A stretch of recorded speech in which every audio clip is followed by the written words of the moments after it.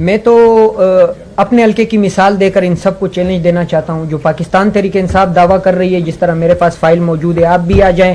جو میرے مخالف کینڈیڈیٹ کو جتایا گیا ہے, اسی طرح میڈیا برادری کے سامنے لائیو سیشن کر لے, پورے قوم کو دکھائے کہ پاکستان تحریک انصاف کے امیدوار غلط بیانی سے کام لے رہے ہیں یا ہمارے مخالفین غلط بیانی سے کام لے رہے ہیں. ہماری گواہی تو مخالفین کی کیمپ کی طرف سے بھی آ گئی, محمود خان اچکزئی کے شکل میں, جنہوں نے خود ایکسیپٹ کیا ہے کہ قوم نے پاکستان تحریک انصاف کو مینڈیٹ دیا ہے. مولانا فضل الرحمان صاحب جو پی ڈی ایم کے صدر تھے, جنہوں نے پی ڈی ایم کو تخلیق کیا یا ان سے تخلیق کروایا گیا یا جو بھی ان کے ساتھ تھے, وہ ہم سب کو پتہ ہے. وہ خود ایڈمٹ کر چکے ہیں کہ کس طرح پاکستان تحریک انصاف کی حکومت کو ختم کیا گیا اور کس کے کہنے پہ ہم اکٹھے ہوئے اور کس نے ختم کروایا اور کس طرح ہمارے قومی مینڈیٹ کو چوری کیا گیا.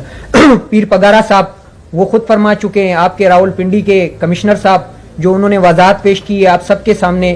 یہ اس میں تو یہ بات دو رائے ہماری ہونی ہی نہیں چاہیے کہ کون جیتا ہے کون نہیں جیتا. یہ ہم سب کو پتہ ہے اسلام آباد میں کیا ہوا ہے, یہ آپ سب کو پتہ ہے, ہمیں بھی پتہ ہے. تو اس میں اپیل کرتا ہوں اپنے میڈیا سے بھی کہ دو رائے نہ رکھی جائے.